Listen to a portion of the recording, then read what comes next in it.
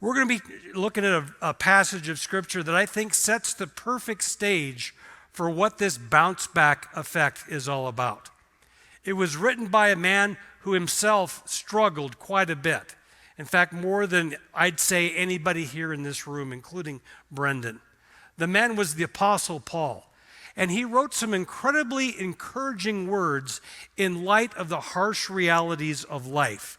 And I'd like to go over them with you for just a little bit. This is taken from the book of 2 Corinthians.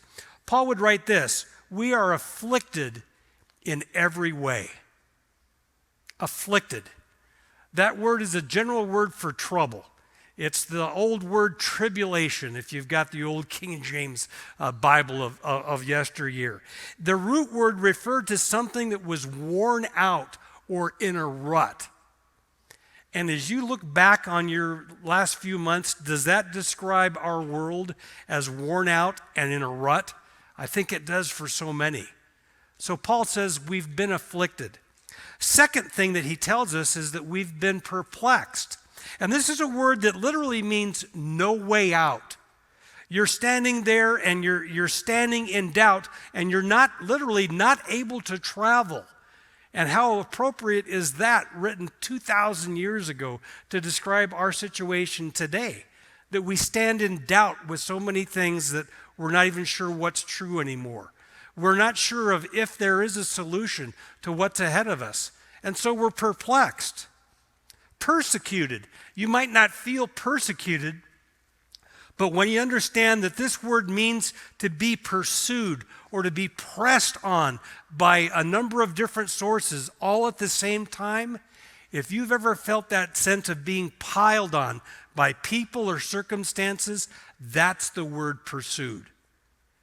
And many of us, I know again, as talking to you like Tim did with his dinner group, a lot of us feel that sense that we've just been dogpiled by our culture in these last few months.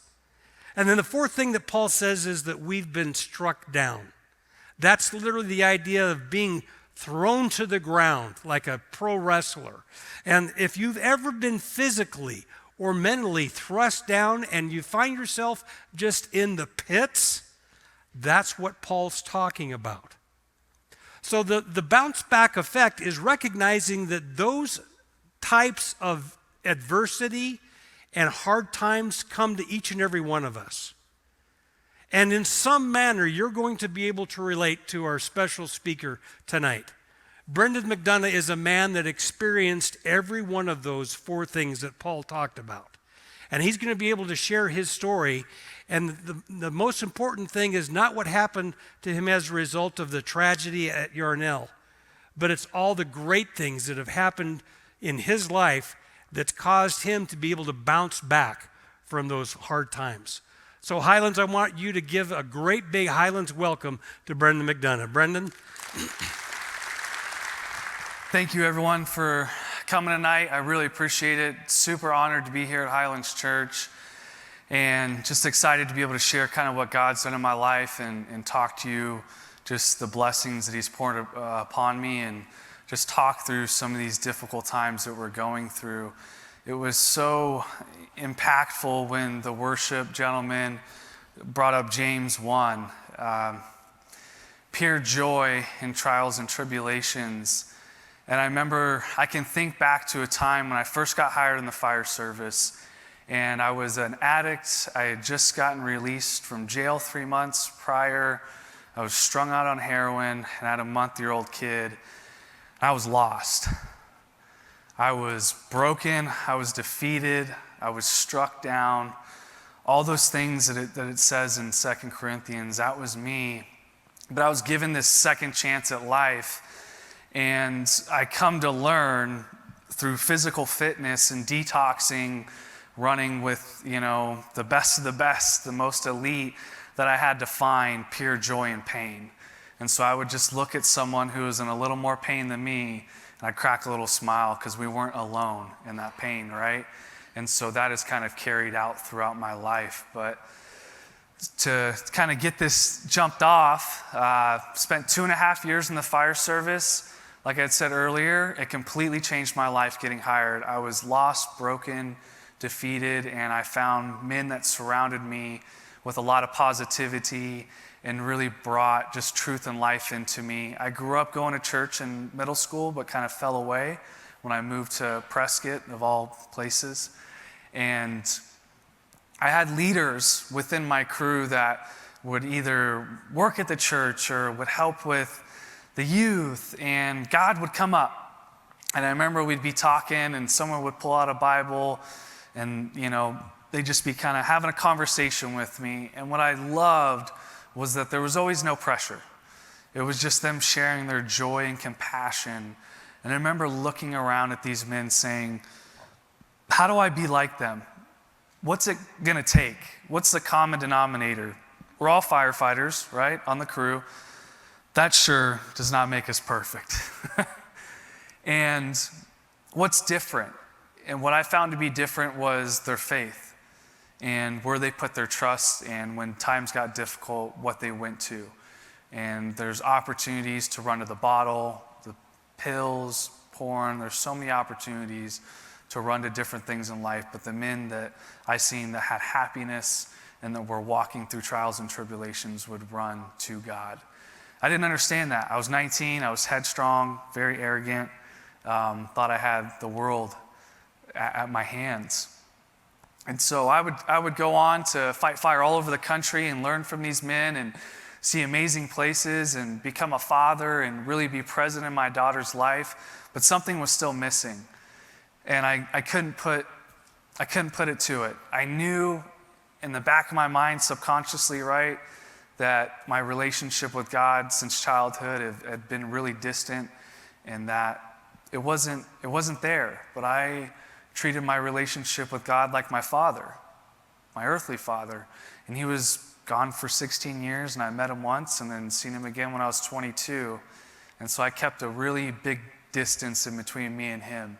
He was the creator of the world, and he was my heavenly father, but outside of that, that was about it for me at that time in my life. And so I'm in my third season of fighting fire, and some of the guys are asking me to go to church, and I had split with my daughter's mom, and so I just wanted to stay present and trying to be the best dad I could be. And I remember just feeling this joy hearing worship, and it took me back to a time of when I was in youth camp. And who's been to youth camp? Raise your hands. Right? I think some of the most magical moments in my life I could look back to and see those moments at youth camp, just because I was mostly innocent for the most part at that time in my life. And God had a unique way of showing up and kind of growing up the way I did, single mom in Southern California, fights, drugs, violence at a very young age. That youth camp was such a safe space for me to be able to feel father-like figures. And I was fortunate enough that during that time, men and women were coming home from Iraq, Afghanistan, and they had really been through a lot, but they had spent a lot of time with us at these camps. And so I just got to learn from phenomenal men in my life. And I think what really struck me is that even though I was paying my bills and even though I was present for my daughter, I still wasn't the father that I wanted to be, and that's because I wasn't given the example, and not necessarily on earth, but I wasn't searching in my Bible to find what a man was supposed to be. And so I remember talking with one of the guys that said, "Hey, Clayton, I'd love to just continue to explore this and really work on my relationship with God and just come to a better understanding of what that looks like." And he gets excited, and we're both excited. And it was awesome. It was kind of that journey point for me again in life. And that following week, we would fight a fire in Prescott. And there's this big juniper tree, the world's largest juniper tree, and we're supposed to save it. And I'm sitting there going, why are we saving a tree? But as soon as I seen it, it was just spectacular. And so we're digging line around it, and we set a fire off, and it burns off, and the fire's coming, and, kind of walk out of there because it's a little tricky situation, and we're hoping that the work that we put in would save this tree. And we came back that next day, and there was one little ember that had caught up a branch, and my captain of all people, all 6'4", 240 pounds of jarhead marine meat, decides that he's going to be the one that's going to climb up this tree and snuff this thing out. And I'm like, you don't want to choose anybody smaller? He's like, no, I got it. And when we broke for lunch, usually lunch on a hot shot crew is 5-10 minutes if you're lucky. Most of the time you're just eating throughout the day. And we had the fortunate opportunity to sit down and enjoy lunch. And I'll never forget this conversation. We're sitting there and we're eating lunch and putting mustard on our sandwiches, and Wade, one of the crew members, asked Clayton, he says, hey Clayton, what does it look like in the story of Job? Can you help explain that to me? And so Clayton gets to talking, and he's talking about the story of Job, which many of us know, and a man who's lost everything. And we sat there for total in conversation an hour and a half. We're talking 15-minute lunch, right? This is unheard of, hour and a half lunch. I don't even get that today. And another gentleman, Dustin, who had went to a school to study the Bible, right? And his dad was a pastor. He jumps in the conversation, and we're just talking, and we're becoming enthralled, and the question comes up, hey, Clayton, what would you do? He was kind of just a real humble spiritual person that we all look to in many different aspects of life, as a husband, a firefighter, and as a Christian. And Wade goes, Clayton, what would you do in that situation? And he, without a skip of a beat, he said, I would turn to God. All I have is him if I lost everything. And it struck me. I haven't turned to God. I've been showing up in other ways, these earthly ways, but I really haven't turned to God. And that would resonate with me today and for years to come. We would get off that fire, go home, and we'd get called to another fire in Yarnell, Arizona in June 30, 2013. A small fire, been on fires 20, 30 times as big. I'm sitting there thinking to myself, we'll be home by the rodeo, right? Who's been to Prescott during the rodeo? That's a good time, right? And I'm like, we'll get home, we'll get around this thing, piece of cake. And so we get there that morning, and I remember sitting there thinking to myself, it's pretty warm for this time of day. It's kind of hot. And we're getting debriefed, and we get together, and we're starting to hike in, and we've done long hikes, right? That's what we get paid to do. That's what we train for, 5-10 mile hikes. And this is probably a 1.5 mile hike. And about halfway through, my captain of all people says, hey, let's stop and let's drink some water. Today's gonna be a long day. It's already hot. It's in the granite boulders, and so it's just reflecting a lot of heat on us. And so we start drinking water, and I'm watching this fire, kind of just smoking a little bit, nothing crazy. And we get to the top, and it's time for us to get to work. And so I go to tie my boot, because my boots seem to be the ones always untied. And my captain and superintendent look over at me and say, hey, Donut. That was my nickname. Started off McDonough, McDont'know, a few other choice words I'm not going to use today. And it ended up with Donut, because over the radio, I'd be working with helicopters, and they say, hey, man, break it down to one syllable. And I'm like, Donut, I guess. And he goes, do you want to be the lookout today? And I say, yes, sir, I'd love to. It's something that's a part of training. That's how you get hired on full time, getting your task book signed off. And I'd done it years previously, and had a few more assignments to be able to wrap up my task book of my firefighter one. And so my captain and soup, they're talking to me. The guys are full blower. They're going with chainsaws. Like, I love nothing more than the sound of a chainsaw just ripping. It's like a dirt bike, an old 66 Chevelle, whatever it is for you. For some people, they like baking. It's like a KitchenAid, right? The sound, whatever it is. Chainsaws, that's it for me. And he says, hey, I want you down at that spot over there, and I want you to sit up there, and I want you to watch this fire coming in and out of this canyon, just in case. I said, all right, not a problem. And we're on the complete opposite side of the fire, and we're on the cold end, and the fire's pushing north, and we're way on the south end. And so another superintendent pulls up in a UTV, and they're talking. He's like, hey, do you want to ride? I said, yeah, of course. I like to hike, but not if I don't have to. Excuse me.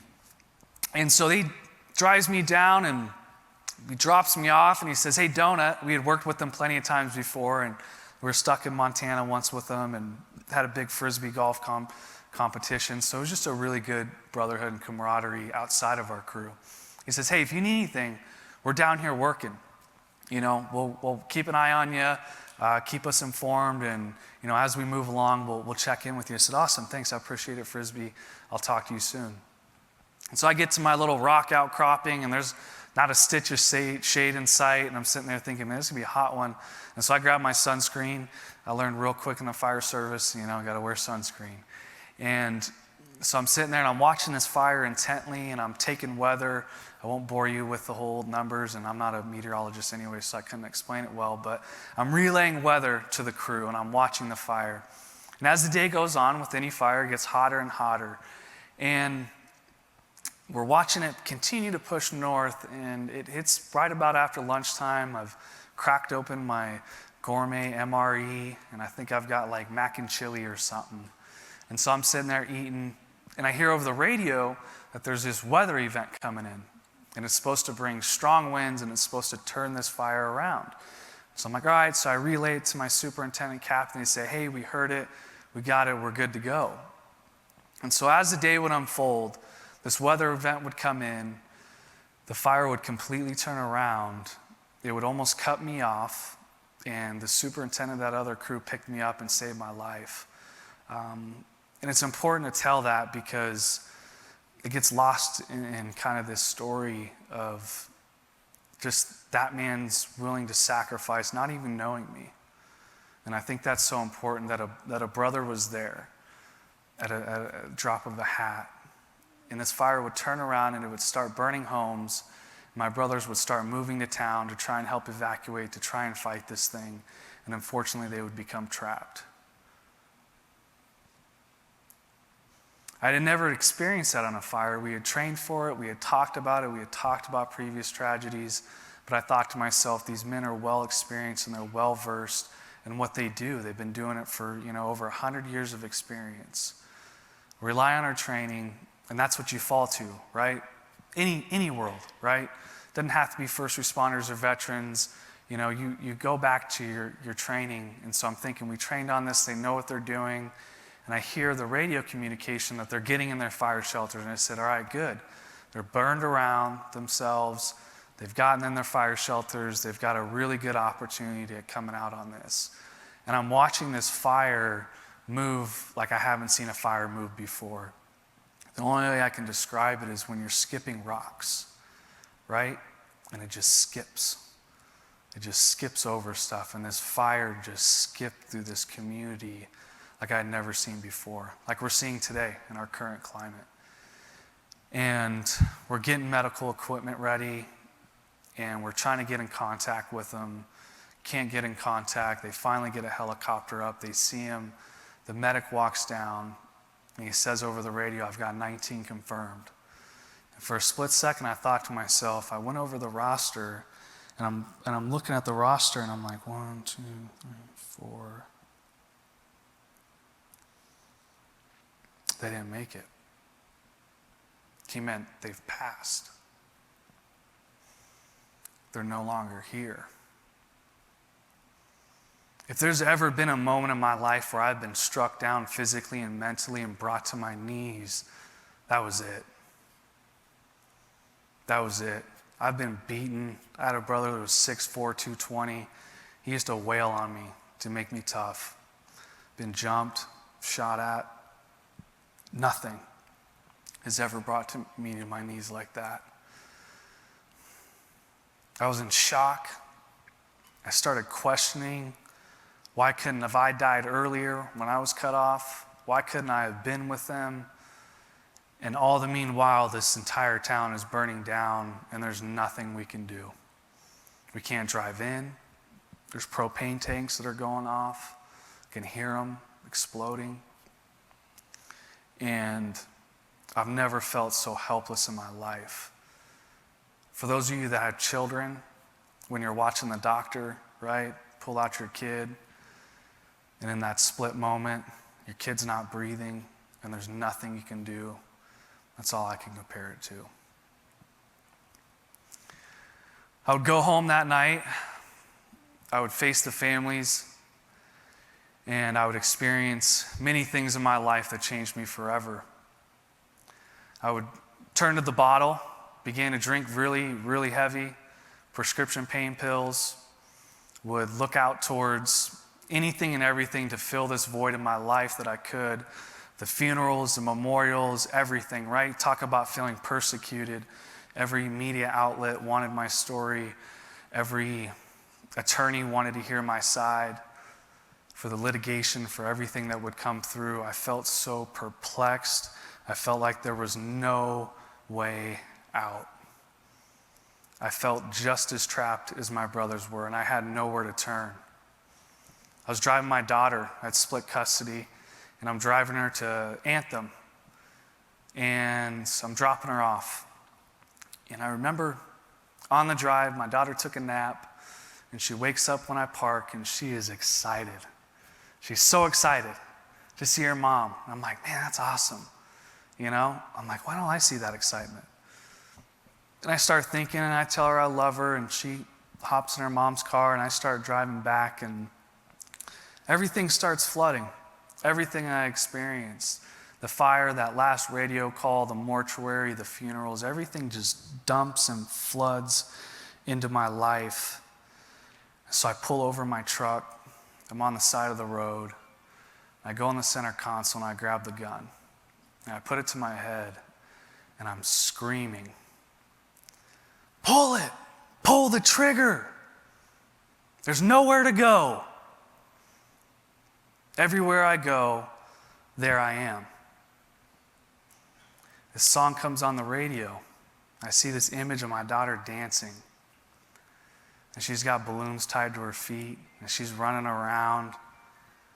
And I'm thinking to myself, wow, I do have something to live for. And I come to complete kind of out-of-body experience, and the gun's in my lap, and I'm crying uncontrollably. And I remember just sitting there and telling God, I can't do this. If this is what life is like, I'm done. I can't continue on. There's no way, Lord. I know I don't talk to you much. I said I would ask never why you took my brothers, but today I need answers because I can't do this. Over the coming weeks, we talked about this inertia effect, right? This bounce back. So I'm going to give you a little golf story to talk about my bounce back. I don't know how to golf. I'm horrible. I golf better right-handed, but I'm left-handed. And my golfing experience looks a little bit like this. I tee up and I go to drive, and I'm looking and I pull back, and you guys are already correcting me right now, and I chop like an axe. I don't swing through. I just chop like an axe, and the ball smacks me right in the ankle, right here. I bet you no one else in this room can do that. Like, I've got a unique talent for that, right? That was my life without Christ.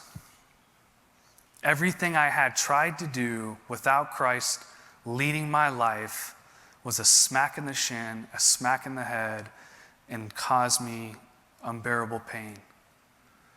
I found a Christian counselor. She challenged me. I'd never been challenged before. I was like, I'm a hot shot. Come on, lady. This is what I do. I work long days. Challenged me never before in my life. I found a pastor that led a recovery meeting, and he challenged me. He said, Brendon, when are you going to change your life, and when are you going to turn it over to God? And I said, well, I'm not clean enough. I'm not good enough. Let me fix these things in my life before I go to God. He said, you'll never get there. Like, we don't have the entire lifetime for you to figure it out, Brendon. You got to understand that you have to take those things to Him. I didn't realize that. Everyone had told me, Brendon, God will not give you more than you can handle, but they forgot that other piece. You have to surrender it to Him. I thought I had to carry it. I thought I had to carry those burdens, but they're not mine to carry. And I remember the night I gave up drinking. It was St. Patty's Day. My family's from South Boston. Like, we are Irish, right? Grandma came across on a boat. And I decided, hey, I'm not going to drink. And I went out. Buddies were like, hey, you want a beer? You want a beer? And I'm like, no, I'm good. I'm fine. And end of dinner comes, like, hey, we're going to the bars. You want to go? I'm like, no, I'm going to go home. And I remember going home, and I remember praying to God, God, I do not want to drink anymore. I can't do this. Like that moment in my truck. I didn't know where this energy was going to go. I had no clue. I was like 24 years old. I really didn't know anything, and I still don't today, besides a few little things. And I remember just crying out to God, please remove this from me. I can no longer take this pressure, the damage I'm causing. I'm going to end up dead in a jail or an institution, and I'm going to continue to hurt those around me. And I'm watching my children grow up, and I'm just an empty shell, and I'm supposed to be a fiance and a soon-to-be husband, and I am just broken. And so I just sat there crying that night, praying to God, and the next week would come, and it'd be a weekend, and hey, Brendon, you want to go out? No, I'm good. I'm going to stay home, spend time with my family. I've got to do stuff. And the weeks would go on, and I wouldn't tell anybody. Like, I am afraid of failure. Like, I do not want to let people down. So I told nobody, not a soul, just me and God.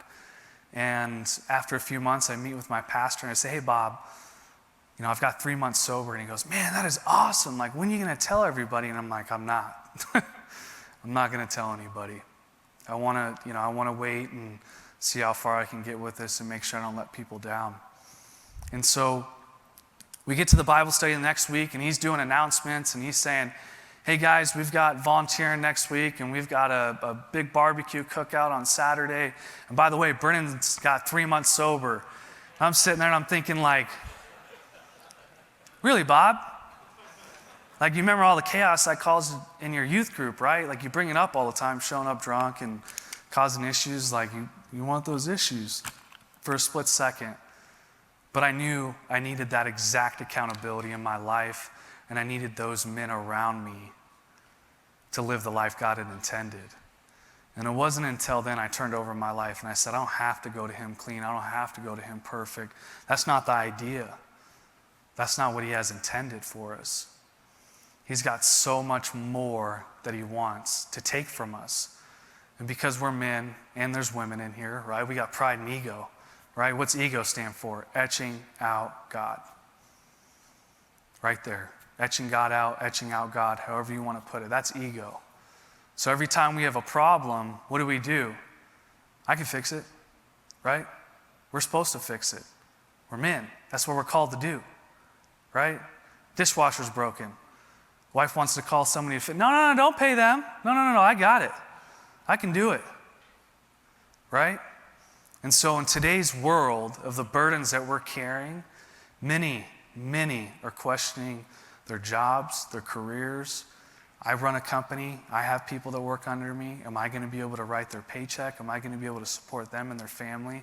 So many of us are in such a unique time, and we're struggling. And we're going to struggle. Let's not kid ourselves, right? The war's been won, but we're still at battle. And a part of that battle, for me, I think all of us, is taking up that armor of God, right? I look at myself like a warrior, not in a physical sense, but just a mental, spiritual sense that every morning I wake up, the potential to go to war is there. Because the devil wants to do what? Trick us, deceive us, find ways to interrupt our marriage, our work life, everything in between. But when we put on that armor of God and the sword of truth, right? Right here, that thing I ran from, the thing I couldn't comprehend, and as I continue to grow in my relationship, these keep getting bigger and bigger because the print keeps getting smaller and smaller. It's important for us when we're in those moments to take our pain, our trials and tribulations to Christ. I started a recovery center. We call it Hold Fast Recovery. Not only is it a cool name, but it's got some serious meaning. During my darkest times, a man told me, Navy SEAL, professional football player, dad, father, believer, he said, Brendon, in the old days, they'd tell men on ships when men were salty, when they went through a storm, to hold fast. They'd yell. at the eye up top. Hold fast. And I meant to grab onto something that wouldn't fail. So I'm going to tell you today, is you grab onto your Bible, you grab onto your brothers and your sisters and your family, but most importantly, your relationship with Christ, and you hold fast. You don't give footage. Because the God Almighty is in front of us, fighting that war. He's standing beside us, and every once in a while, when we get kicked down, he's going to pick us up and he's going to push us forward. So hold fast and stay true. Thank you.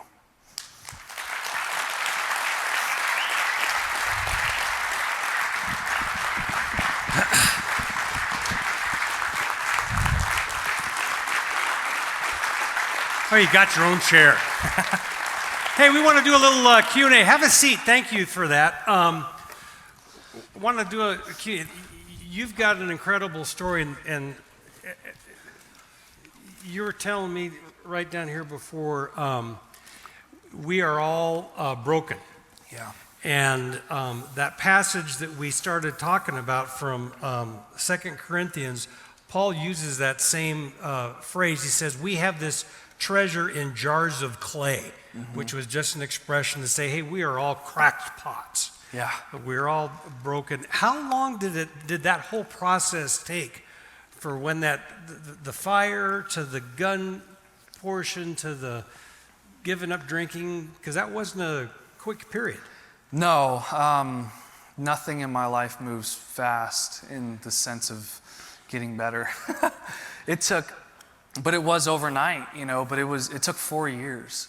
There was 4 years of pain and suffering and a lot of pride and ego that got in the way that I wouldn't admit that I was battling with. And it was unfortunate that it took me to that moment, but I wouldn't be anywhere close to where I am today without falling that hard. And we had talked about the jars of clay, and I like to imagine that every once in a while, one of them just kind of gets dropped, right?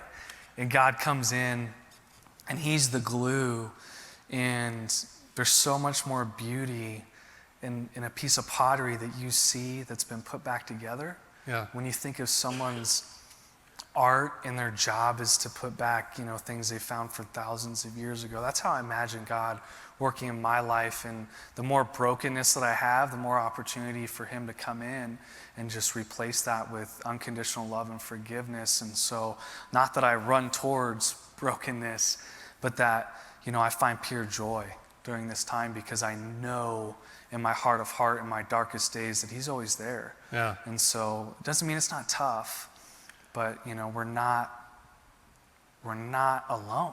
Yeah. I had a pastor friend of mine that with that verse was explaining it, and he said, have you ever seen a turtle on a fence post? And I go, what? He says, yeah, have you ever seen a turtle on a fence post? He grew up in Iowa and didn't have a lot of entertainment there or something. He said, every now and then he'd see a turtle on the fence post, and he knew that turtle didn't get there by itself. Yeah. And he related that to this passage in that no matter where we've come, when we have a story like yours or like any of us that have placed our faith and trust in Christ, we know that we didn't do it ourselves. Yeah. Somebody had to put us up there. Definitely. And in our case, we found that person is Jesus. Yep. And so, yeah, but you also had other key people come into your life at key times. Yeah. You mentioned a couple of guys that were on your crew, but who else did you have come that really was able to speak in your life? And what's the secret to getting past that I can do it on my own fallacy that's out there? I think understanding it for what it is, that fallacy, it's false. It's what the devil uses us to keep us in our pain. It's the easiest thing he can do is just trick us. And a gentleman named Clint Bruce, who taught me to hold fast, continued to tell me that. He said, Brendon, when you're in the fire department, what could one man accomplish? And I'm like, not much. He said, what could many men accomplish? I said, we can knock down a big fire. 20 men, we can put in miles upon miles of line in a day. And he goes, that's got to be your walk with Christ. You got to know that one is none and two is one, right? And it was so important to know those things, and just to know that I'm not alone in this battle. And there was, Pastor Bob who's been in my life since then and married me and my wife. And, he just continued to remind me that I don't have to be perfect to be in front of God. That's why Jesus Christ died on the cross for our sins, so we can have that. And I just continue to remind myself that I'm perfectly loved the way I am today. Yeah, that's quite an understanding to come to. Hey, a couple of things that I would imagine you're asked a lot. For those of you that haven't seen the movie, Only the Brave, a really good portrayal. I didn't realize until I watched it the second time just a few days ago that your character is kind of one of the featured characters in the movie. How realistic was that, or how Hollywoodized did they make it? Yeah, I think where they did take liberties, I understood. Not at first. When at first I was like, nope, you're telling it like a biography. They're like, Brendon, it's a movie. We'll have 12 hours. And I said, I don't care. You better figure it out. And but then they started to show me, the process and what they were trying to achieve and accomplish. And I'd say it's about 75% there. There's a few little things, like I didn't get bit by a rattlesnake, which is pretty awesome and cool, but that didn't happen. And then just some few little timeline things they had played with. But for the most part, they did a phenomenal job, I feel like, of really honoring their story and sacrifice and what wildland firefighters go through. Yeah. How's the relationship with the survivors' families right now with you? Yeah, so I think, the first few years we were really close just because we were doing so much together, and not that we've grown apart, but just life is fortunately moved forward. And so a lot of the wives have remarried and had kids, and it's pretty phenomenal to see. I usually stay the most in touch with the parents, and just because their opportunity, they don't have an opportunity to have another child, or just kind of, it's just a different grieving process, and not that one's worse than the other, but I think they find a piece of comfort in being able to talk with me, and I vice versa, because my brothers gave all, and I want to make sure that whatever their families need, that I'm there for them. Yeah. Your other comment that you had down here was, man, Mark, I can't believe God's giving me an opportunity like this.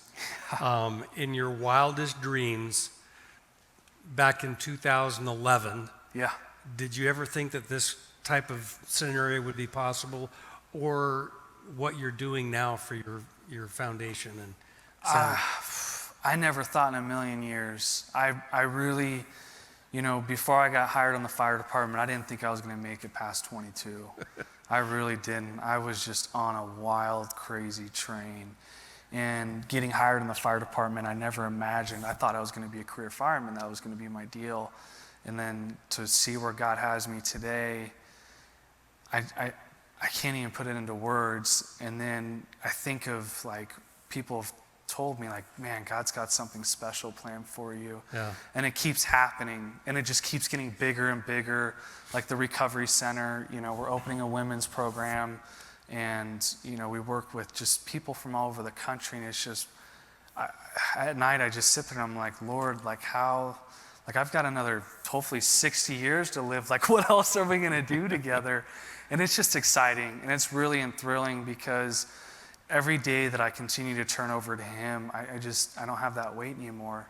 That depression, that anxiety, that feeling of perplexed, that feeling of crushed, and that affliction and that persecution, it's just not there. Yeah. It tries to show its head, but I know who it is. It's the devil trying to trick me. Yeah. And we have to stay on our toes and stay together to remember that. Yeah. Well, I think that's why it's important to take a look at the second half of those verses that we were looking at, because it says that we've been afflicted in a variety of ways, but we're not crushed. Mm-hmm. And again, looking that up, it's the idea that instead of this feeling of being anxious or crammed or hemmed in, God is able to provide a new sense of freedom. And He's provided that platform for you to even do what you're doing now. Yeah. Definitely, and it's so true, and I know in those moments of trials and tribulations, it may seem like it's so far away, it's so distant, it's so far off, and God is all-knowing, and He's all-powerful, and He can change our lives like that. Mm-hmm. And I've had moments Just last night, I'll share with you, I had a dream, and I was getting in an argument with my business partner about something. And I woke up and I'm like, that's not me, and that's not him. But it's a conversation I've been meaning to bring up to him. We've just been crazy. We're expanding. God's blessed us. And it's just something that's been on my mind, and my dream completely spinned it.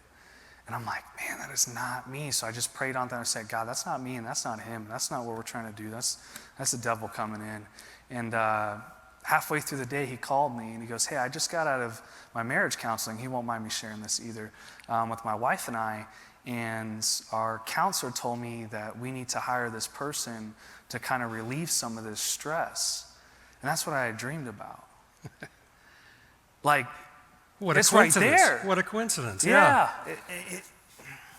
That relates to that idea that, we're not perplexed. Yeah. Or, we're perplexed, but in stark reality or contrast to that, instead of this feeling of that we're paralyzed with doubt or we're not sure where to turn, it says that we're not driven to despair. We have this sense of hope. Yeah. And again, you found that when you reached that point of surrender.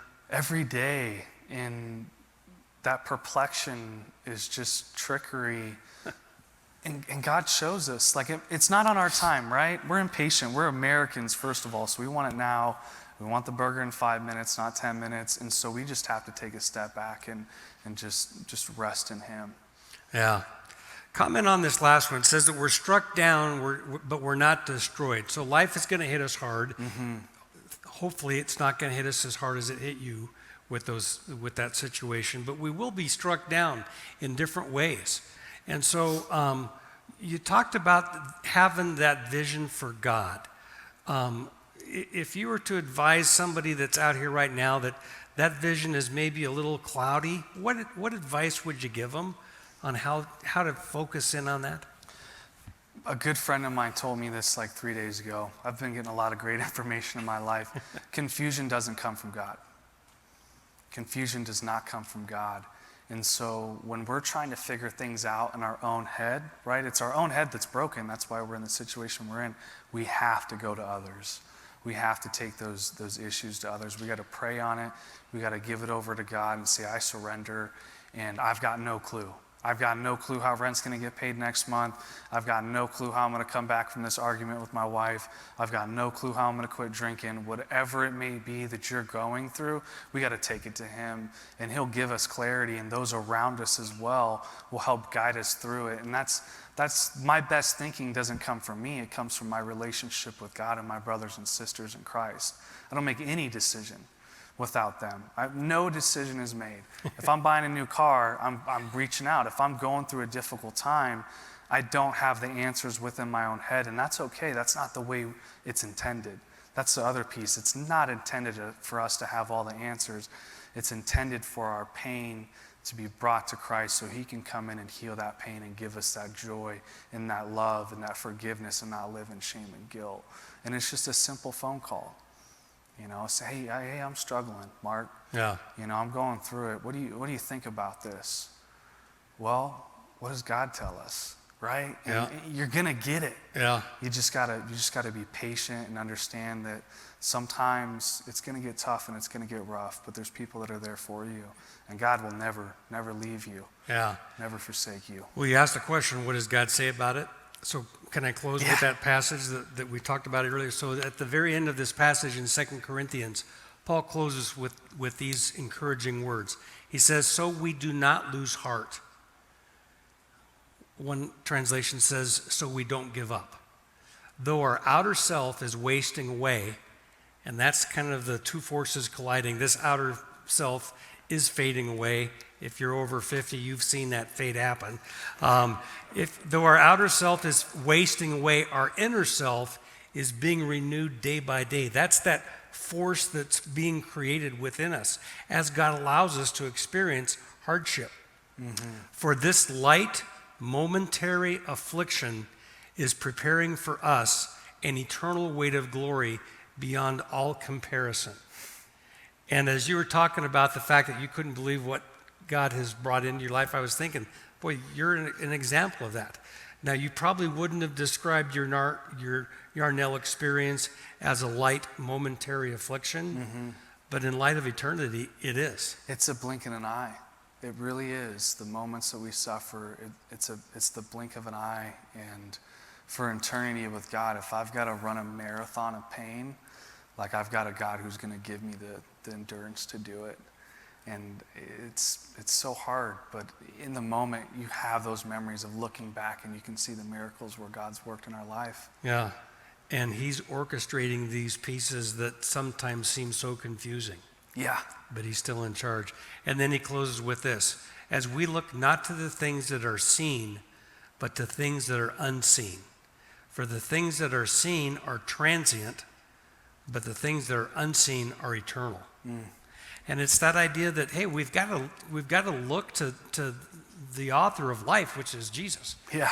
And until we can get that focus, so many of other things will default to being stuck in affliction, being perplexed, persecuted, or just feel like we're always struck down. Yeah. When God's got just the opposite for us. He has got big, amazing things. It's unbelievable. And I never thought, I was a felon, right? Yeah. I was a felon, heroin addict, and police did not like me, right? But here we are sitting here talking, and I get to travel all over and meet with people and just get to hear what God is doing. And he's a wave maker. He's a miracle maker. He does amazing things. Yeah. And he'll do it in a hurry. So let me close out with this one last thing. And then would you have a chance, if guys want to come and talk a little bit afterwards, just kind of hang here a little bit? That passage from 2 Corinthians says, as we look. And I think so much of it is our vision. Our vision determines how we're going to bounce back. If we can shift our eyes from the physical, from the temporary, from the light momentary pressures and pain that we're under now, and instead if we can dwell not on the hurt, but on the healer, and if we can trust not in what's happening right at the moment, but have the faith that God has the future moments that he's orchestrating, we can bounce back. Yeah. And so I want to just give you an encouragement to respond. If you want help bouncing back, would you let us know? You can do that two ways. Old-fashioned way, you should have been given a little card with some information on there. Just put your name, phone number, and email on there to let us know that you'd like some help bouncing back in the right direction. Or if you're a real high-tech guy, I think you can dial or text up 94,000 and just type in the phrase bounce back. And that will get us that same information, because we'd love to help you. As Brendon said, these things don't come when we have that male mentality that, no thanks, I don't need any help. But it's that point of surrender that says, yep, I just do. So again, bounce back to 94,000. Hey, thank you again for your time. Thank you so much that you're putting God on display for all that he's done through your life. And I'm excited to see what God's going to do in Donut's life for the next period of time. Hopefully a donut shop in the future. Yeah, really. Hey, so would you give me, again, a round of applause for Brendon? Thank you. I appreciate it, brother. Thank you.